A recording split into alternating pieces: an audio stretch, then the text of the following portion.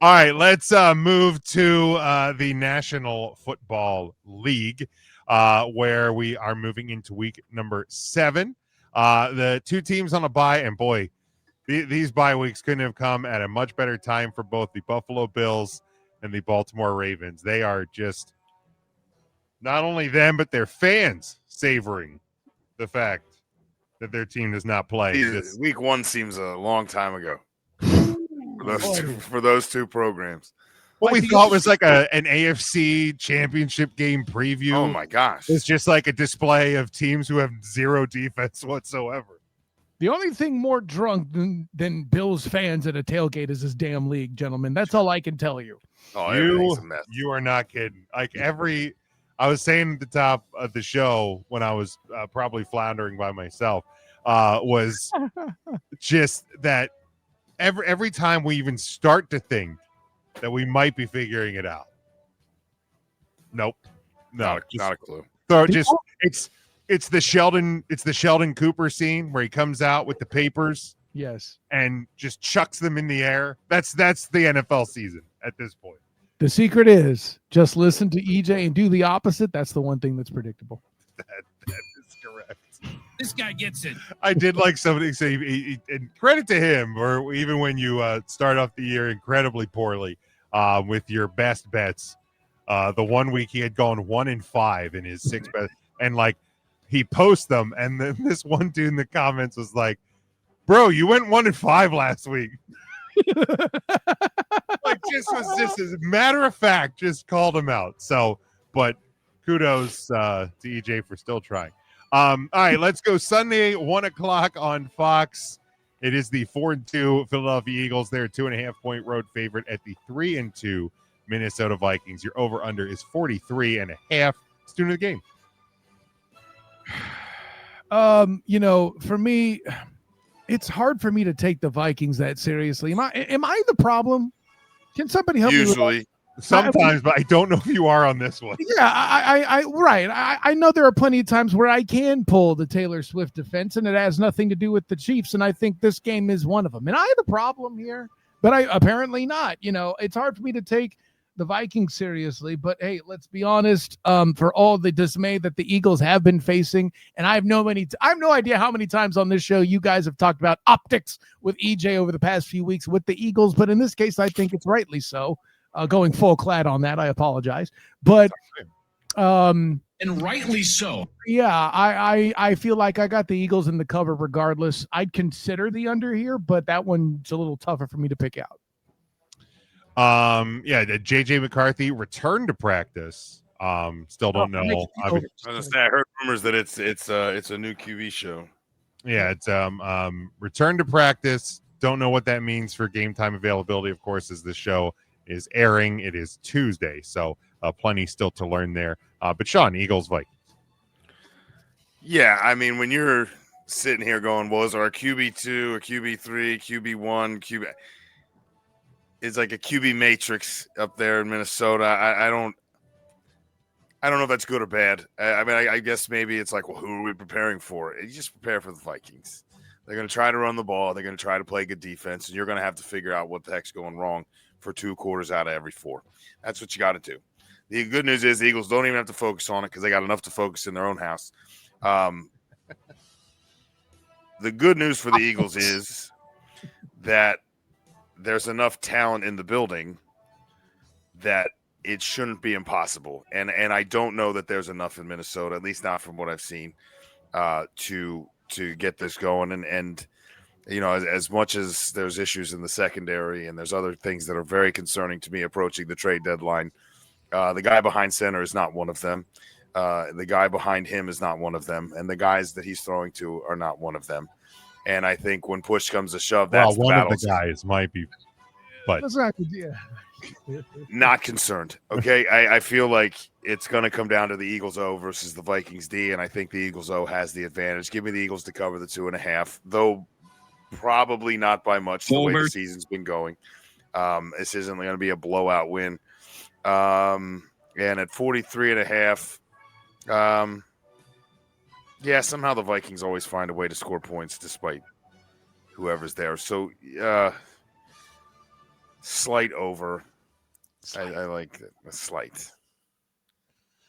Man, what I wouldn't love to see JJ McCarthy get another win that I'm watching. It's such an Hard. opportune time.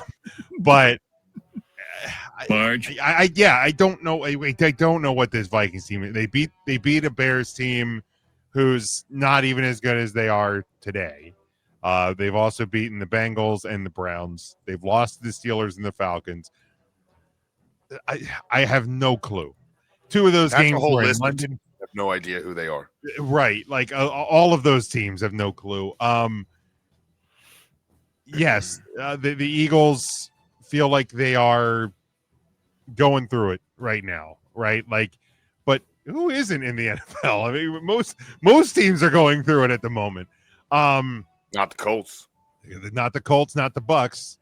But yeah, I just when I'm looking at the two situations, as much as I hate picking them, and I would love to see struggles continue, I the Eagles are the better team, and maybe getting away from Lincoln Financial Field may be the best medicine right now. Go on the road. You have to perform better as a team on the road, I think, sometimes. So I do like the Eagles to get the win. I think they do get that cover. Let's get a few extra days to prepare with that Thursday night.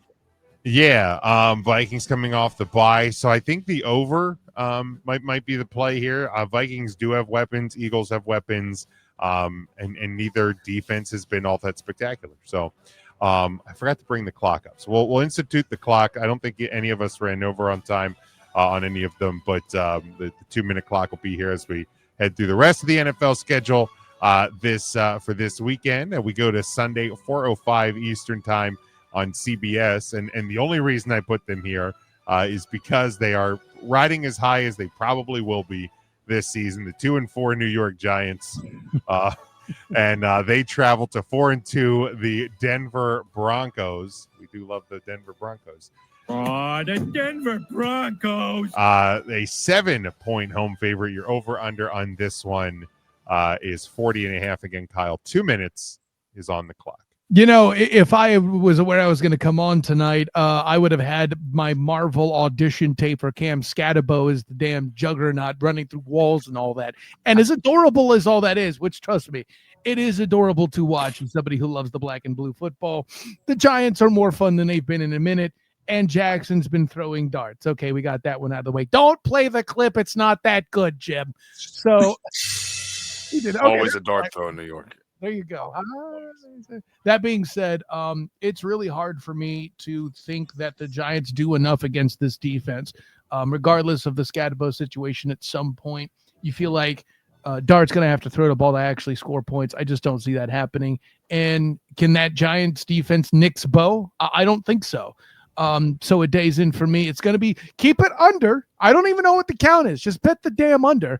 And I'm going to take the Broncos to win. I did miss the spread, Jim. What was the spread? Broncos by 7.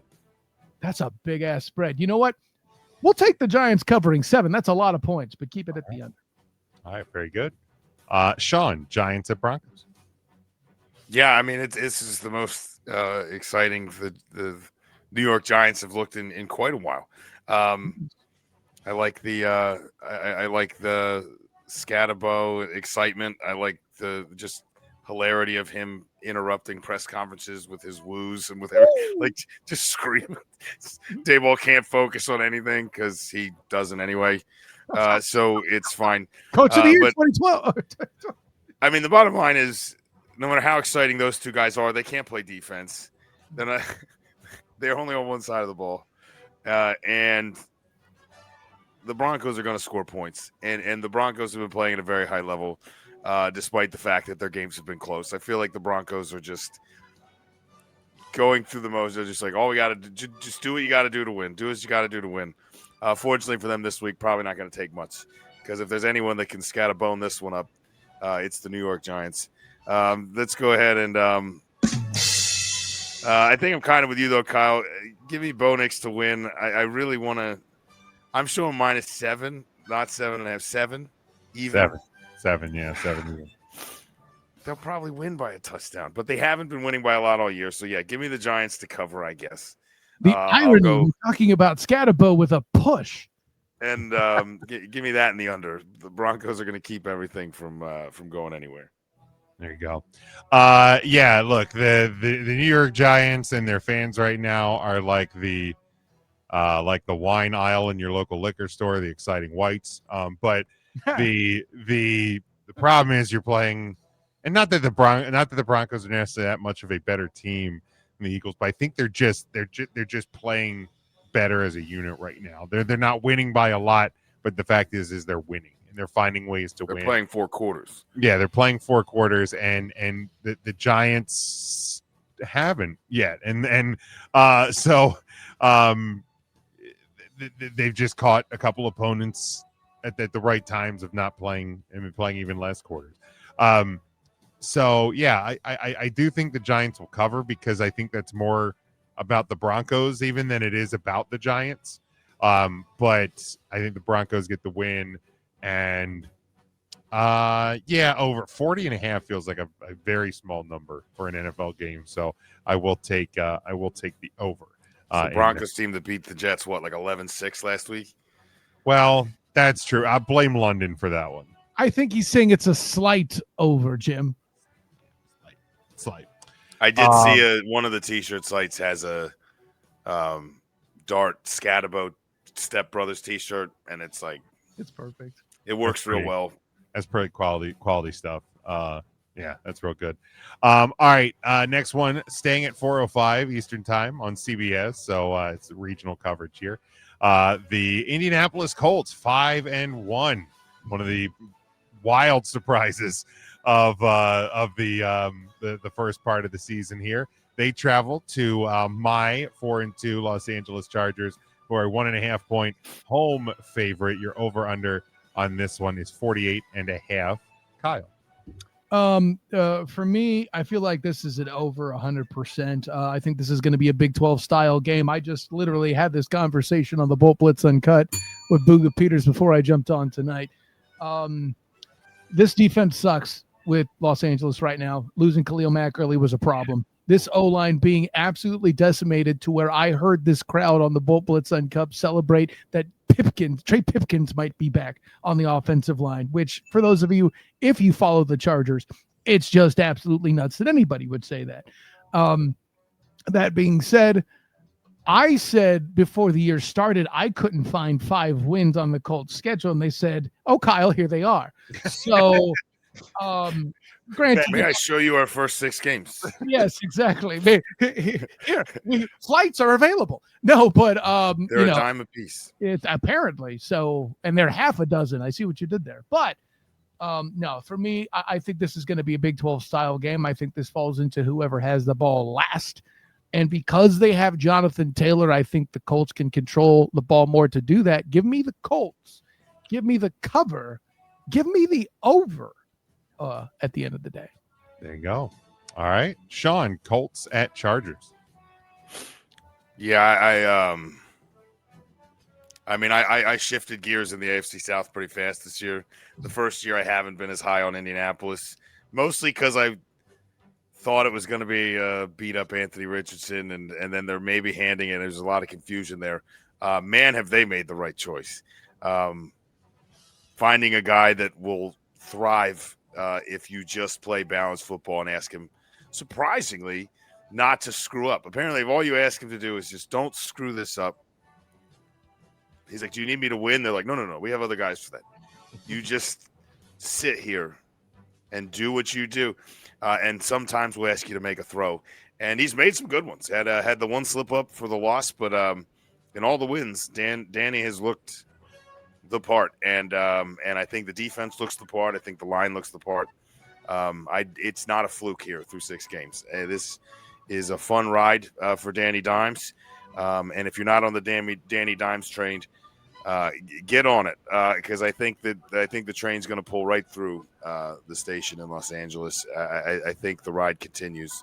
I'm going to take the Colts. I think the Chargers have some issues of their own they're working through, obviously some injuries, a little bit of doubt here and there, and I don't know if Herbert's looks quite as sharp. I know Keenan Allen looks old. So we're going to try to figure out what's going on there. But I think they're going to have to do it next week. Give me the Colts. I'm going to take the under, though. I think it is back and forth, but that running game for both teams keeps it under. You mentioned riding the train, and 8 times, Sean. It's Jonathan Taylor. It's the damn train. Yeah, you're not kidding. Yeah, and Kyle, you spoke about the Eagles injuries. 25 again.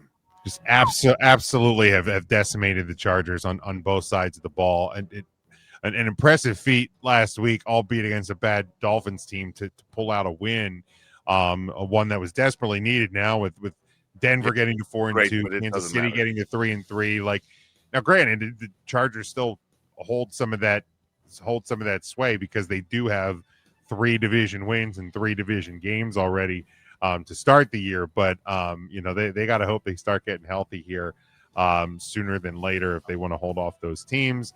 Because a game like this Sunday is not going to be easy at all. The Colts have just been doing it extremely well on the offensive side of the ball. The defense, I think, has been better than anticipated.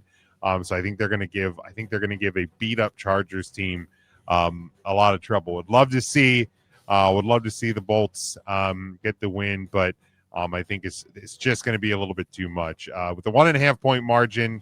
I'd love to see the Chargers pull it out, but I think the Colts do cover and get the win.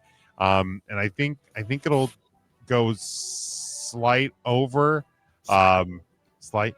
Both of these teams, good on the offensive side of the ball, and the Chargers are going to have to keep that going to keep up with the Colts. And then last one, we go to Monday night, 7:00 Eastern time, the first of 2 games again. Can we just say worst of the weekend is the double Monday night game? Can That we be every stop? week. Like, why are we doing this? Why are we in so many of them? And like you start them like Within an hour of each other? an hour and 3 minutes apart from each other too. Like what? Like the hell? Like what are we doing? Why? Just no. Just What knock it off. are we doing? I'm like, seriously, like what? But yeah, just knock it off. We will go. It is the 5-1 Tampa Bay Buccaneers. They are traveling on the road to the 4-2 Detroit Lions, a 4.5 point home favorite. Your over under is 52.5. Student of the game, Kyle. What would I'm sorry. You'll need to say the teams again. I missed that because I got distracted by the 52.5 over. Who is this? Bucks and Lions. Yeah. Oh, that's why everybody's hurt in that game too. No, listen. The only reason why the Lions are surviving is because Man Campbell's a thing, and EJ's MVP candidate is getting more credibility because there's so many damn players hurt on that Bucs squad. It's crazy. Yeah, fireworks. That's what I'd say. Who am I supposed to trust more, Baker or Goff? Good God, what the hell just happened? Wild, isn't it? I think I'm going to go with the Bucks here. At the end of the day, I think the over is the play, simply because of the injury situation such that they are. I think the Bucks are in position to make the one stop when they need it in this game. So give me the Bucks. And I feel weird picking this. Please don't bite my kneecaps, Mr. Campbell. And we'll do it from there. There you go. Sean, Bucks at Lions. Yeah, I'm going to go with the over with you, Kyle. I think over is probably the play. I mean, are there scenarios I could see where it becomes lower scoring than we thought? Sure, but I think there's enough holes on the Lions defense. They have some injuries in the secondary, and they have some other things, but that pass rush isn't going anywhere. This is going to be, if Baker's so good at eluding and so good at getting upfield and using his legs, and there's been times this year where I was like, is that Drew Brees? Like where he's just spinning, he's working the pocket and then like has to step out, but he's like he's making it look like he's running every play, but he's definitely not. He's playing at the apex of his game. Unfortunately for him, that is not against the Detroit Lions. I think the Detroit Lions right now are, although it may not reflect it in a couple of minutes, they are still probably the best all-around team in football right now. And I think they're going to get a chance to climb over the Buccaneers in that argument, and they're going to do it. They stumbled. They come back home. Man Campbell's at home. Jared Goff looked upset.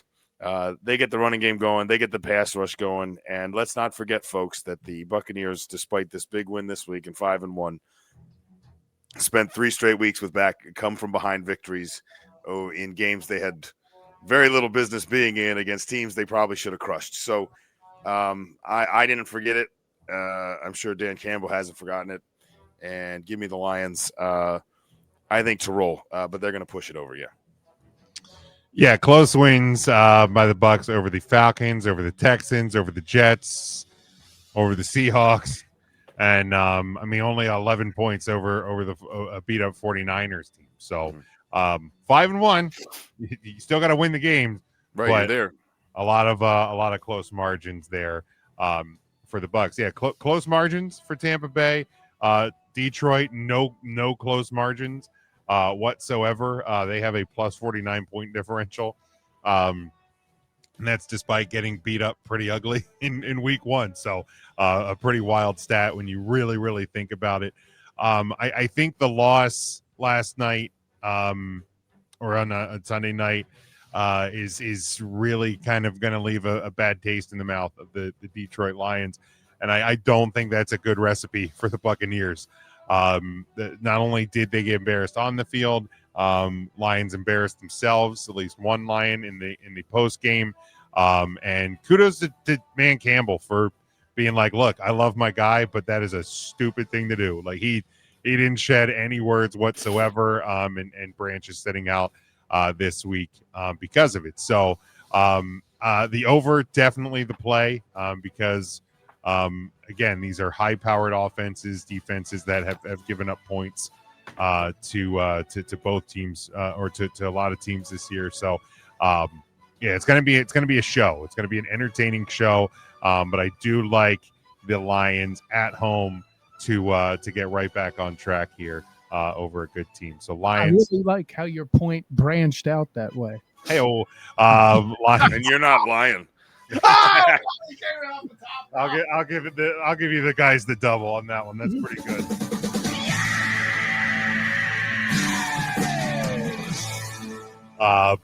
Yeah, Detroit with the win, the cover, and I will take the over as well on that one. So that is where we close the book on week number 7. We motored through that last game. I'll tell you what. Anyway, motor, I get it. Detroit, got it.